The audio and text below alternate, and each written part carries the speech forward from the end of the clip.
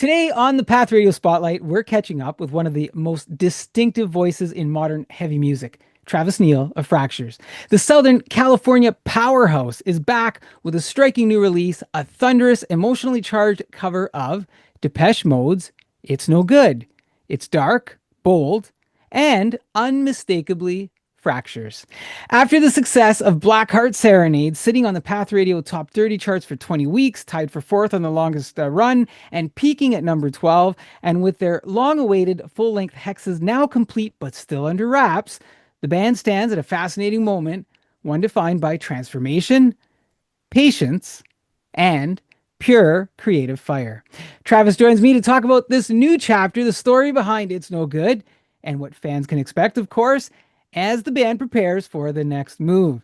Travis, I have to welcome you back to the Path Radio Spotlight, where you last visited us this past April. How you been doing? I am great, and I'm so stoked that we're doing this again. Like I said, when I knew it was interview time, I was like, I want to get Guido on, man. I want to get on the path. I enjoyed our interview last time; it was amazing. I couldn't wait to work with you again. So I am stoked to be here. Things are good, and they're just moving along. We're gearing up for our release and finishing up, kind of tying up all the loose ends, and getting ready to unleash this thing. Thank you so much. Thank you for being here. Thank you for coming back. Because, like I said, it's always a pleasure when Your someone. listeners are Yeah, going to yeah. get tired of me because I'm going to come back No, anytime that no. I can. We want you to keep coming back. If you're happy with it and you keep coming back, it's first time is a pleasure, second time and beyond is an honor. So thank you for that and your kind words. Look, I want to. There's a lot I want to talk about. I want to dive right into your latest work. It's no good. It is good. It's no good. Is a bold choice for a cover. So obviously, look, man, why does Fractures, decide to go there, take on such a dark synth classic from Depeche Mode, and how do you go about translating that mood into it's a heavier, more cinematic metal. And you know what? I'm gonna go on the official record right off the bat. I actually like your version more. Oh, Sorry, Depeche. dude, I like your thank version you, more. What do thank you? you. That's awesome. So this song, there's a bit of a history behind it, a bit of a richer history than just Fractures. So I was working on a solo project, and I'm working with a producer. His name's Sahaj, Sahaj Tikatin, from the band Raw. He also, engineers and produces, I mean, Nothing More, Star Set. He's a great friend of mine. And we set out to do a solo record to kind of pick up where a kind of defunct band left off that we were working together in. So we made this version, and it was awesome. To me, doing a Depeche Mode cover is like bucket list for me. There's very few bands out there like bucket list. If I could do a cover, Depeche Mode was one of them. And so originally it was a Pink Floyd cover. I was gonna do Comfortably Numb, and I had like this weird dark electronic version of the song, really moody, really dark, really electronic, built up. And we were just, and so he's like, "Hey, why don't we do a Depeche Mode song?" He's like, "I got an idea." And so studio session gets done. I come back and he presents like this idea to me, and I'm like, "Dude, this is where it's going." So we ended up doing it together, and we put it out. It was out under just my name, under Travis Neal, on the platforms and stuff. And I kind of approached Fractures about it. I'm like, "Hey, man, I got this song that that I put out. I said, but it would sound way cooler if we played it. Like, what do you guys think about that?" And I said, "It's an awesome song. I think it's a great idea, and people will love it." And so they were like, "Yeah." So then fast forward, you know, we decide that we're going to put it out. We played it. We've been playing it out, but we decided that we were going to put it out. And so then kind of the process began. Fred went in and tracked all of his drum stuff. Vinny came in and redid the bass lines, so it's in his way of doing them. And we just kind of revamped the song. Nolan and Esty came in and did the guitars. And the only thing that I didn't change from the original recording is it's the same vocals, because that's the way I sang it anyway. And I was like, "That's just perfect." it's not broke, don't fix it. Like, I don't even need to go in. Like, it's awesome. Sahaj pulled a lot of great emotion out of me in that song, and really helped me capture um, the intensity of the track, as for the reason why it was a bucket list for me to do Depeche Mode. I love Depeche Mode. So we put it out, and those guys kind of added to it and made it, just livened it up even more. I mean, the song was great. And then those guys came in and just overhauled it, and, didn't take away from the song, just added to it to make it better. And I think that with the cover, we wanted to do something, both parties. I mean, the whole goal setting out is we wanted to do something that was modern and more of an active rock stance, with an awesome song, classic song. But we didn't want to like destroy the integrity of what the song was about. So I didn't want to go in and like completely change things around at all. I just wanted to make a modern version of a song if a rock band, an active rock band or an active metal band, um, decided to put it out today. And I think that we did that. I think that the single translates well, and we love playing it, and we're excited that people love it, as much as we love it. So it's kind of like it's a bonus. You have validated a lot of what I experienced when I listened to the song.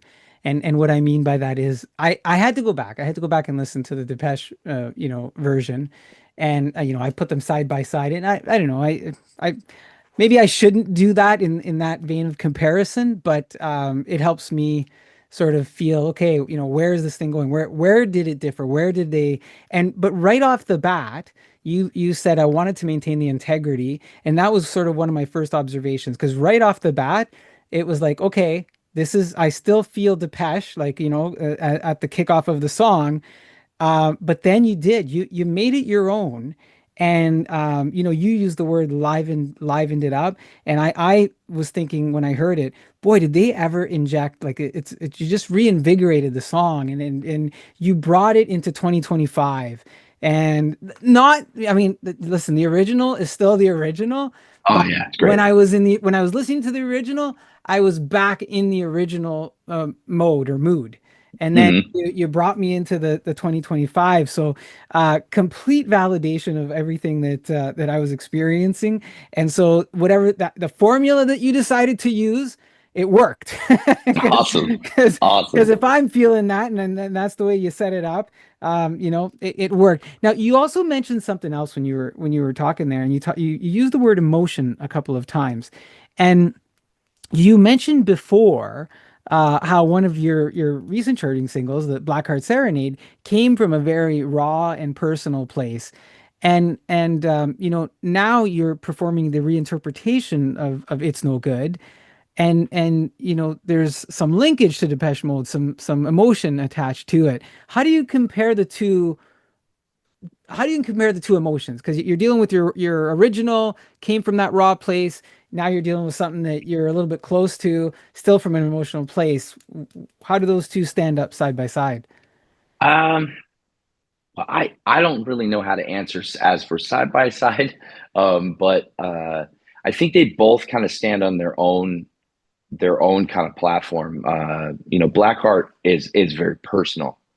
It was a very personal song to me, and "It's No Good" still has a very kind of emotional and dark message, as Depeche Mode would always do anyway. So it when the idea of the song came about, it was perfect, because in that time it was like, yes, this works with what this works. It's like it's a great. That's why I think I didn't re-record any vocals or anything like that, because we captured it. We captured it, that time around, and I would say this song, it's more from an outside standpoint, like an outside looking in at somebody that's going, that is living, say it's a coworker or a friend, or, for lack of creepier words, just like peeking in at a window and like watching somebody live their life. It's like, it's an outside standpoint, like, from a window, conveying that same emotion, conveying those emotions. And there's parts of that song that, they hit me personally as well. And so it works. It works for me. I mean, I'm able to, pay tribute to an amazing band and an amazing song and still get that, like that energy from it that is personal to me. So when it comes to a live performance, the energy level and the intensity for the set, everything's still there. I'm not trying to make up. I'm not trying to like make up a feeling on stage to convey this song and to be able to lay it out to somebody. Like I can feel the song and where it's coming from, and so it just locks right in with my headspace when I'm up there. Travis, do you have an intimate relationship like that with all of your songs? Um, for the most part, I would say Yeah. yes. Recently, um, I have another group that I work with. It's like a solo band. It's called Travis Neal and the Collective, and it's a full acoustic band, but it's like a full band with drums and everything. And we kind of pepper in a bunch of my songs, and then a couple cover songs. Some newer stuff, some older stuff. But we do our own version of it, and we were starting to do a Divine Heresy song. I was in this band, Divine Heresy, with Dino from Fear Factory back in, I think our last show was like 2010. I wrote a song on the record. See, I had a hard time on that record because I was very tethered on what I could say and what I couldn't say. It was very much hammered into me that no emo, no heartbreak, no blah, blah, blah. Like it's got to be metal. It's got to be intense. It's got to be this. It's got to be that.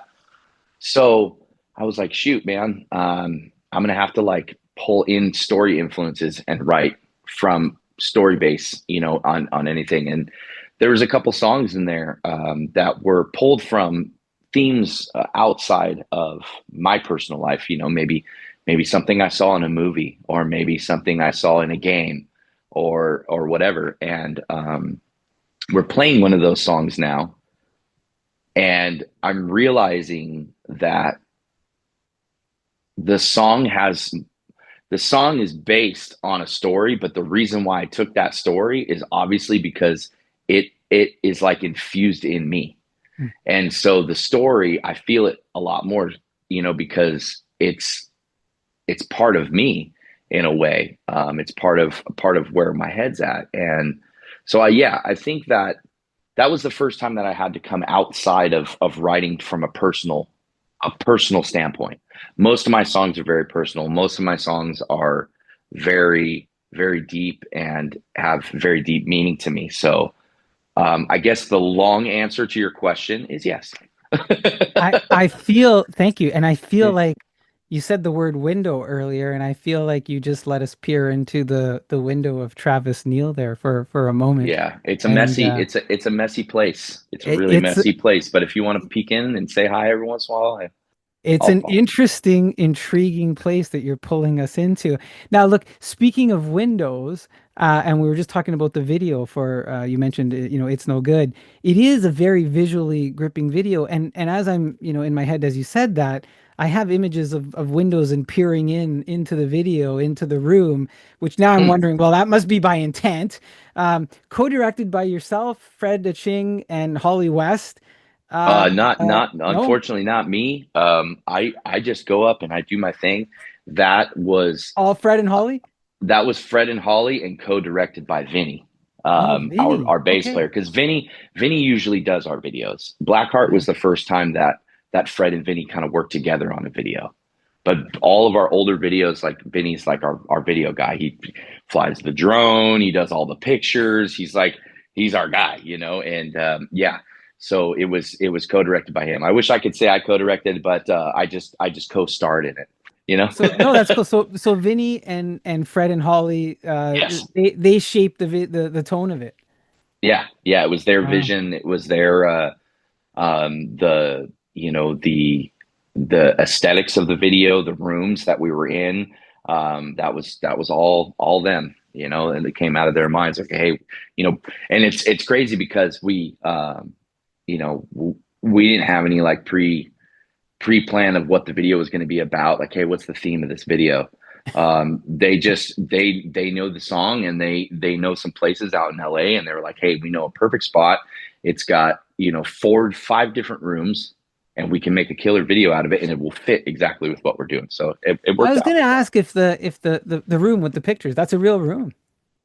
Yeah, so it was like a long hallway, and then there was like a room here, a room here, and a room here, and a room here. So this room was the room with the fan Yeah, behind me while I'm saying it. The yeah. next room was like a bedroom. It was like a really nice master Gothic bedroom, which I wouldn't get not, but I mean, what would I do in there? What would we do in there? So the next room after that was the room with the hanging lights, and then the last room in the rooms was the one that Vinny was in with the little squares, and then then it opened up to a big room with the all the paper everywhere Right. and everything, which was I think our only regret about the video that we that we see now is I think we all wish that we would have taken the time to watch the original Depeche Mode video and redid that almost to the T, but with us. Huh. Like, singers up there, he's all singing. They got the girls dancing. Like a couple of the girls will be like the guys dressed up, and they'll just be all. We were gonna make it like a funny video out of it, but instead we just made a serious video and just brought it. Made it all about the music and the image. You know what? I loved it. I loved the video. I loved the image. And like I said, now that you've added the window, because you talked about the little squares, and I, as I Hmm. was watching it, I was like, is this like, is it windows? Are they trying to portray like something looking in, and then with the fan behind you? So it was cool. And shout out to the producers there. Look, the last time we talked, you did show tremendous admiration for Fred and Holly as well. And obviously with this, your relationship continues to evolve with them. Yeah. Is it still just a music relationship, or you guys become friends outside the music, and does that Uh, include music or well, I mean, Fred obviously plays drums in the band, so yeah. he's with us, and Holly's Fred and Holly, they kind of their life pretty much is music. So they're either playing or they're filling in or they're traveling or whatever. So um, we don't see each other as much as I would wish that we see each other. Plus, we live two hours away from each other. He's in Hollywood and I'm in San Diego. Um, but yes, I would say over the course of it, you know, we've all become like a family. We got Fred and Holly, and they're like the dynamic duo, and then you got Vinny and Heidi, and Heidi's amazing. She comes in and she's like she handles like the makeup, she handles like the help with the set. I mean, she's just everywhere, and she just gets in and she does it. She's got brilliant ideas.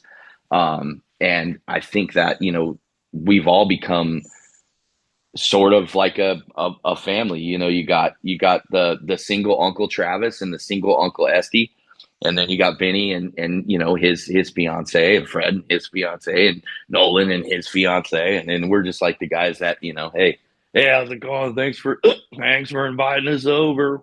You know what I mean? So, but yeah, it's I believe that over since COVID, really, since that whole shutdown and everything like that, it really brought us all closer together because we were just, we were band guys, and we were in a band, and we hung out, we rehearsed and whatever, but that was like it. And then when COVID happened, we were just like, well, let's figure this out. I mean, what are we going to do? We just write. That's what everybody did, was write.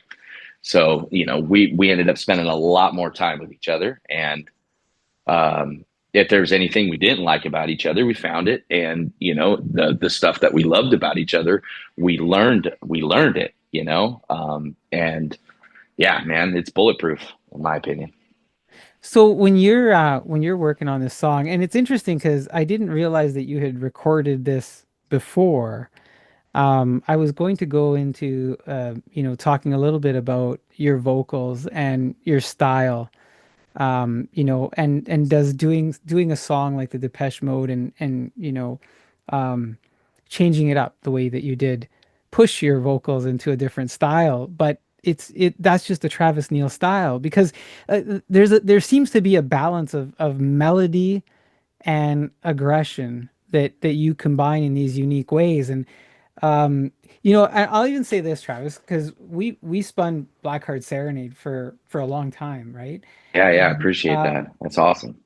I would hear the song, like you're doing stuff, and I would hear the song, and the first few times, I mean, I know I interviewed you, and that's the song, but I hear so much music, and I'm like, hey, wow, that's really cool. Like, it starts out so, and then it levels out, and I'm like, oh, oh, that's Travis, that's Fractures, right?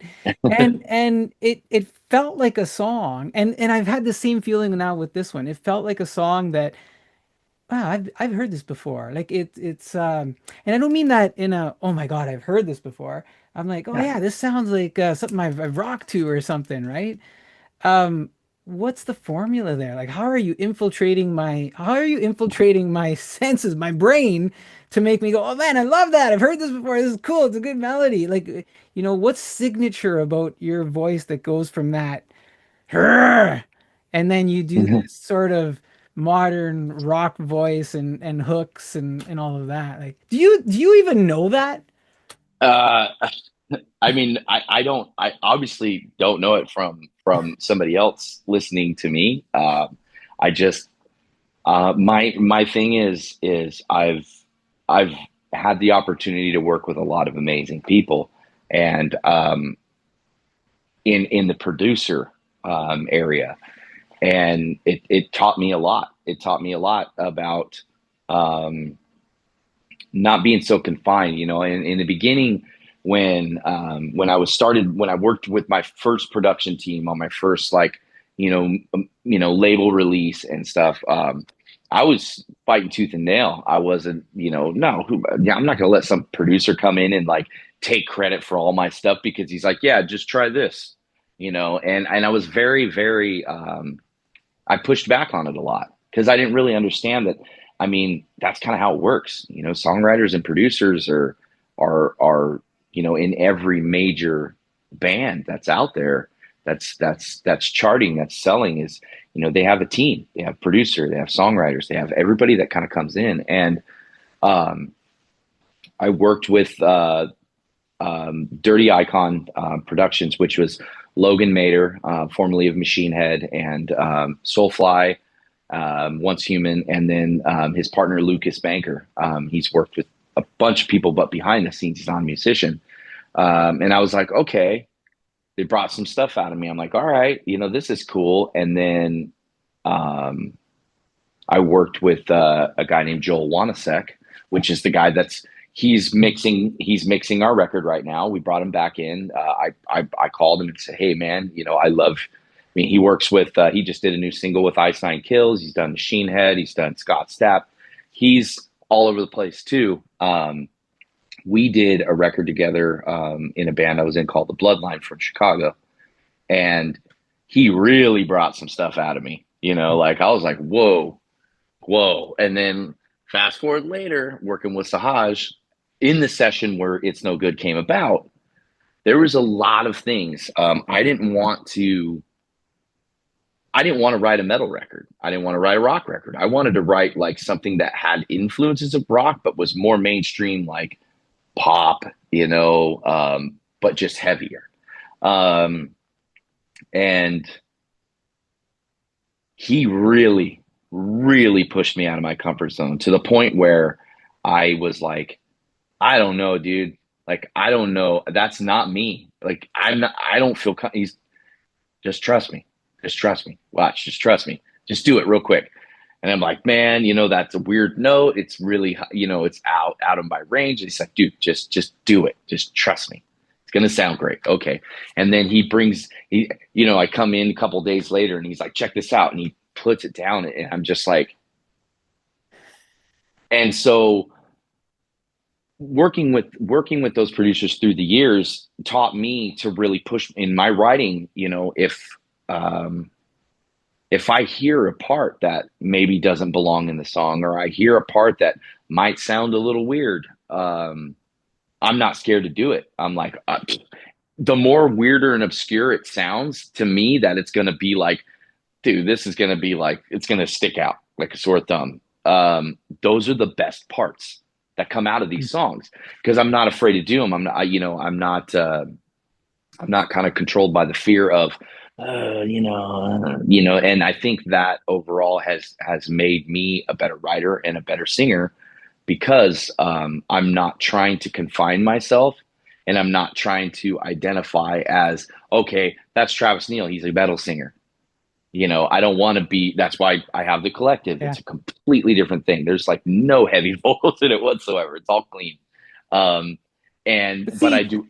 you're Go ahead. doing Travis, you're doing that in a single song is where I think I was headed is Oh, that you start out a song and I think you're going in this one direction and it sounds good.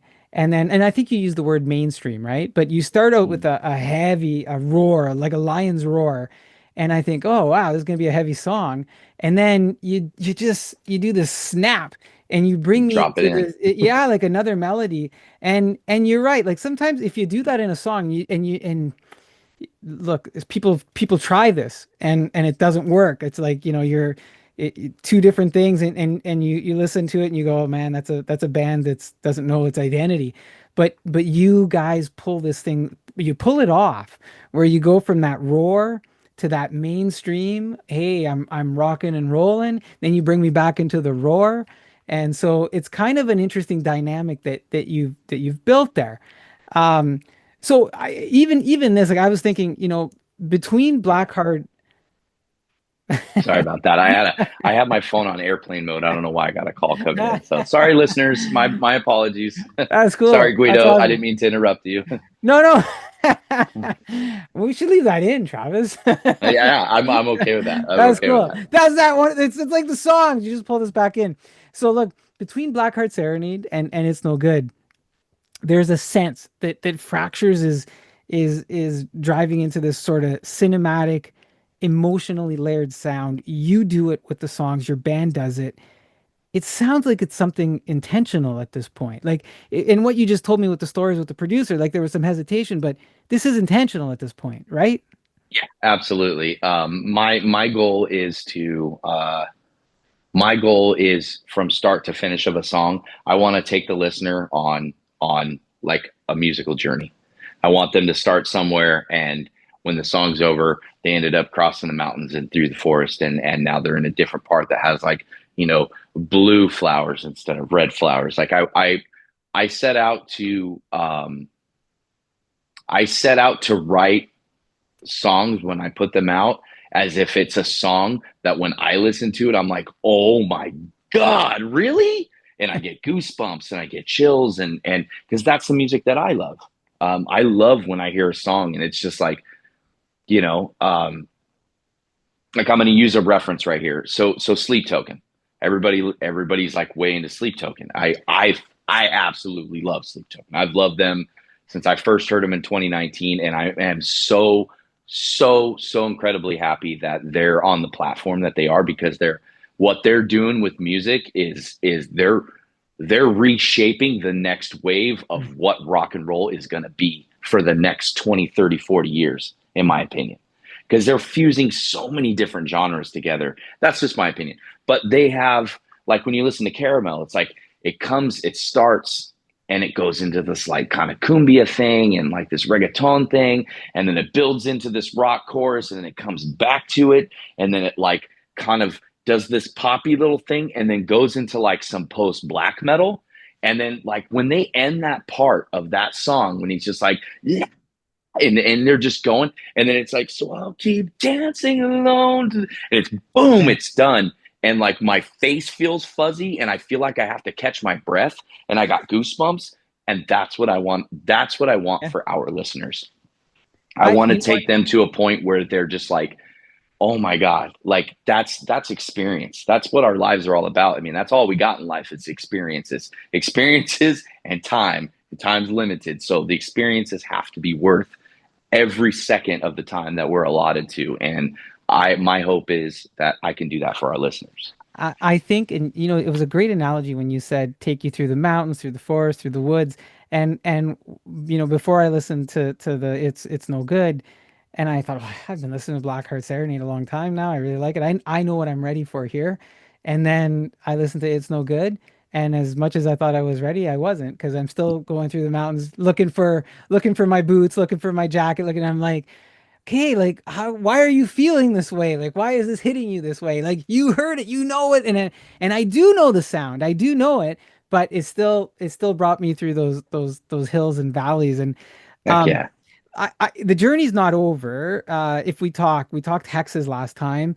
Hmm. It's complete, but am I it's still not released, right, Travis? Well, it's complete. Yes. We're in the final. We had to make some final edits, so we're in the final mixing stages of the last five songs. Okay. That's going to put us at a 10 song record, um, and then we figure out from there where the next step is. We ideally would like a early year release, maybe like a February release. I think we're going to be ready, um, and it's just now with Cleopatra involved and stuff like that, we have, you know, we, I don't want to say more cooks in the kitchen, but we have a broader team now. So we have to include, you know, our team managers now that we hired in to be our team managers, Right. so that's why, the, the next single that was supposed to come out was a different song than this song. We had like a bruiser, a one that's pretty heavy called trauma bonding, and that was gonna be the next one. The idea was to put out a song that showcases the entire band, which I think we did with Blackheart. Put out like a song that showcases the heavier side. So we were going to do that with Trauma, and then we were going to release Hexes, the title track of the record, to introduce the record. And so things got changed around. I think what we're going to do is we're going to be releasing a couple more singles. I don't know what the next one's going to be, but definitely,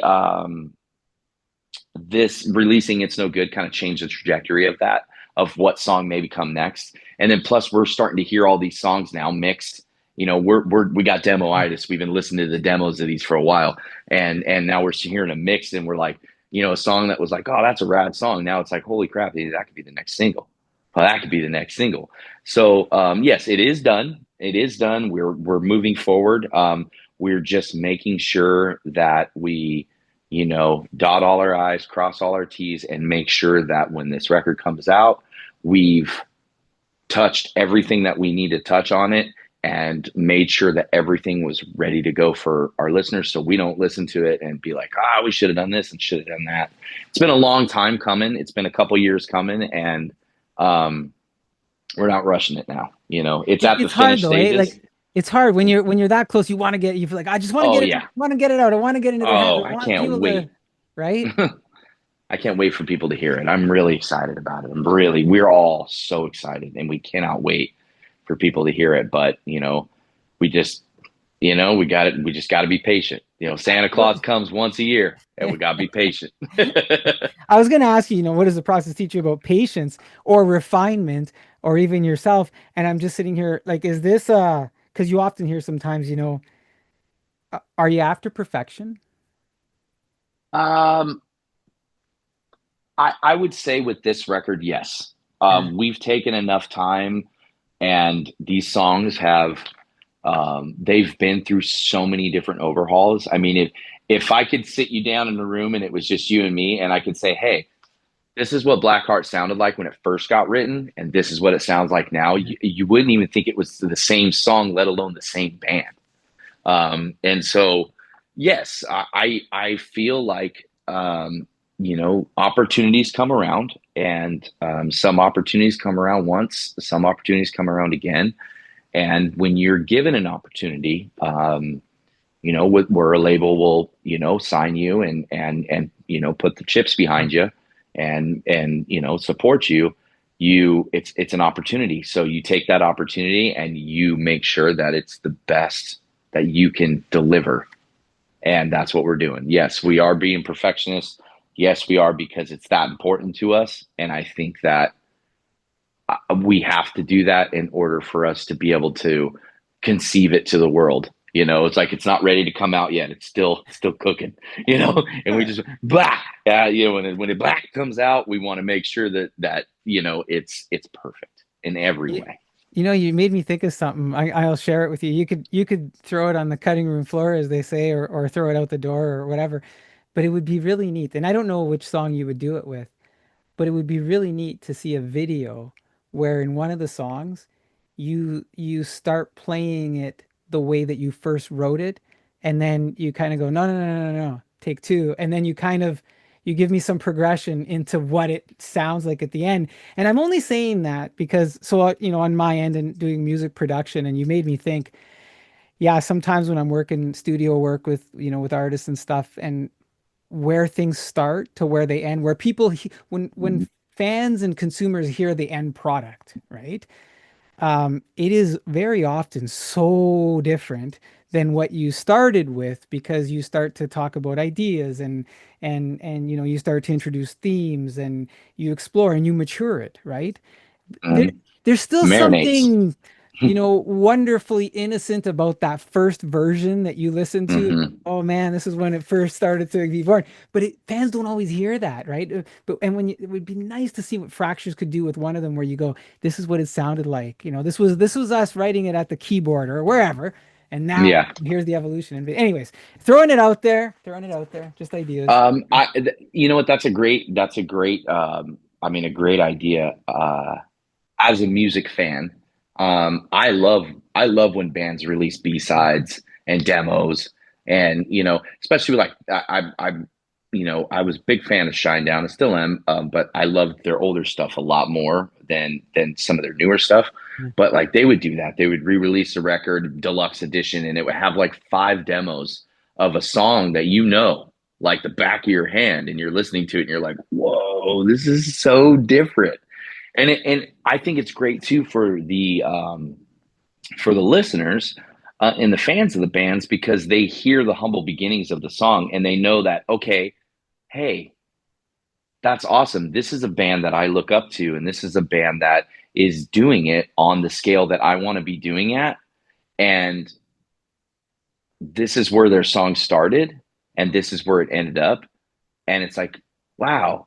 So whenever time, that listener goes back and critiques his music, it's like it starts somewhere. It's not, these bands just don't come out like just dropping hits, out of the oven. Yeah, It takes a lot of time, and it takes a lot of like meticulous and pitfalls. And sometimes you release a song and you listen to it a million times, and then you come up with a better version of it, and you're like, man, this would have been a better version of it. But it is. Travis, I just feel that today we see everything so polished, right? Everything's so Mhm. end state, everything's so shiny, everything, and I think of kids, right? I think of kids who look at it and go, I have to be that good, right? But there's a lot of stages in between, and when someone like yourself, like when Fractures, right? Like you get to be an established band, you've got records, you've got merch, you've got all this other stuff, right? And you look at it, and if you can look at someone like yourselves and go, hey, you know what? They started over here to get over there, right? Hmm. That makes a big difference. It really Huge. does. It just makes me feel like, hey, you know what? I don't have to start at level 20 out of 20. I could start at level 1 and I could still get to level 20.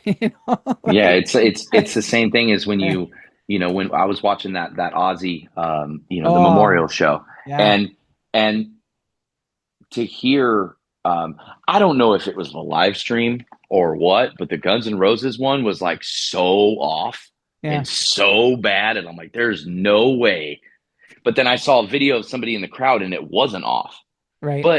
But the fact that it was off, and the fact that there's, you go see bands that are at they're royalty level. You go see Metallica, you go see, Right. these bands that are huge, and they still make mistakes on stage. Yeah. They're humans. They're no different than you or me. They're no different than the listener. They just make music, and we're able to make a career on their art. It's like, that is huge when you see people that you look up to, especially at a young age, when you're malleable and your brain is still like understanding, like, hey, I want to be a rock star. That's when your boy, he's a teenager, I'm going to be a rock star.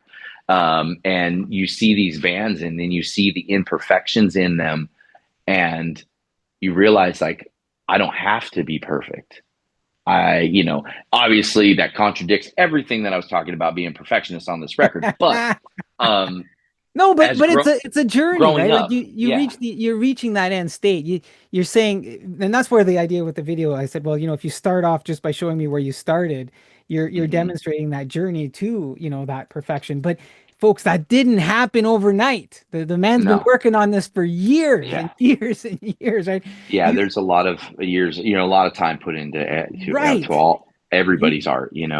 You made me think. One time I went to it was I can't remember all the bands that were there, but Sebastian Bach was performing, and he's in the middle of one of his songs, and he likes using a wired mic. He Hmm. doesn't like the wireless, and something happened with the wired mic, and in the middle of the song. He just loses his mind and he throws the microphone on the stage, stomps on it, and starts yelling. And he's like, "Get me a mic!" Right? But it was a meltdown moment in terms of the mic failed, but at the same time it was like the mic failed, he got another mic, he just kept going, and you go, hey Hmm. man, that just happened to Sebastian Bach.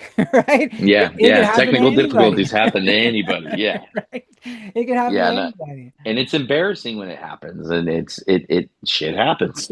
I mean, it's embarrassing, especially when you're younger. I remember times in my first band when we had my drummers. It was like our first show, like outside of like playing in front of our high school fans. So my very first band in high school, I was 15 years old, and we were opening for 6 Feet Under in San Diego, like when 6 Feet Under first came out. And so it's a big deal. And like my drummer's pedal, well, not my drummer, the drummer in the band. I can't, I have a hard time when people introduce you as, oh, this is my singer. Oh, this is my bass player. No, this is the bass player in the band. This is Right. our singer. This is our. So anyway, sidetrack. But I remember getting so pissed on stage, and I was like pacing back and forth, and I'm like, this fucking bullshit. I'm not like in the microphone, but I'm visibly upset, and like I remember my mom coming up there, and she's like, Travi, you need to calm the fuck down. These people are to see you as accident and she's in the crowd, and like I remember seeing her. All you could see is her pointing at me and going like this, like pointing at the crowd, behind me and stuff. And yeah, it's embarrassing when it happens. And if you're a young aspiring musician, or even an aspiring musician at all, and you see your heroes fall sometimes and pick Mhm. themselves back up and keep going in the worst situations, on stage in front of thousands of people, you Yeah. know, and they still move on. It's like, we're all humans, dude. Nobody's superhuman here. Everything starts at the same at the same. I mean, everybody starts at the same spot. So You've given us some doozies today. Lot of signature Travis moments throughout this talk. I have to ask you a signature question. The toque. Is that is that signature Travis? no, no, it's just I got I I'm not blessed with a full head of locks, so it gets cold sometimes. So I put this on. I, I figured I usually wear a hat, or wear sometimes I'll just rock it shaved, but now it's getting a little colder, so it's a little sensitive up there. Just put it on. It's quick, it's easy, and it's comfortable. I want to see it. I want to see it in the Fractures merch along with the Oh yeah. Hexes habanero sauce. Oh Seriously? yes, yes. We Is have that like we a have is that your recipe? we have actually, no. It's Vinny's recipe. Vinny makes all of the hot sauces. He has four different ones. We've had Bad Blood. We've had Hexes. We have one called Poison Love, and then we have, what was the other one? Oh my gosh, we have a Blackheart one too. Um, no, no, we don't have a black heart, because I wanted to do black heart marinade and make a marinade. You do black heart marinade. One of my best friends is like a top notch chef, and he's like, I got it. He's like, I'll make it for you. We're just figuring out the pH balance, so it doesn't have to be cold, and it can just be bottled. But yeah, no, Vinny, in this venture of doing hot sauces, he's been approached by other other bigger bands that are like, we want a batch of 100. We want to make our own hot sauce. So I had no idea. Those guys all, when kind of around right before COVID, Fred and Vinny were roommates with this other dude. I can't remember his name, but the other dude owned a hot shop or a hot sauce company where he made hot sauce. And those guys would like, help him out every once in a while. Then he started making a couple hot sauces in the beginning when we had our first batch of hot sauces. And so I thought it was that dude. And Vinny's like, no, man, I learned to make my own hot sauce a while ago. He's like, I buy everything. He's like, these are all my recipes. And I was like, whoa, dude, I literally just found this out like 6 months ago. I've been in a band with the guy for like 8 years, and I'm Like, like, are you gonna introduce him on stage at some point and say, Vinny, how do you say his last name? Marvaso? Is it Marvezo, Marvezo? Is it Marvazo, gonna Marvezo. I say it it's typical Marvezo, but it might be the Marvaso. Italian he wants to say Marvaso, but And Marvazo, that's probably it Marvazo, because right? he's Now, he's an Italian kid. Vinny, Hexes Habanero Marvazo. Yeah. Yeah, well, Vinny's not we gonna we like me, man. no, he would love it. He would love it. He loves it. We sell it at the merch table. We want to be able to start sending it out to people That's awesome. as this machine kind of keeps churning and making its way across the land. We'll be adding more things. A better web store, stuff like that. We're just I want to see a toque, man. I think the toque would go well. Like I yeah, think we, it we we got some hats made. I yeah, think one of these would be good. I want to do hoodies.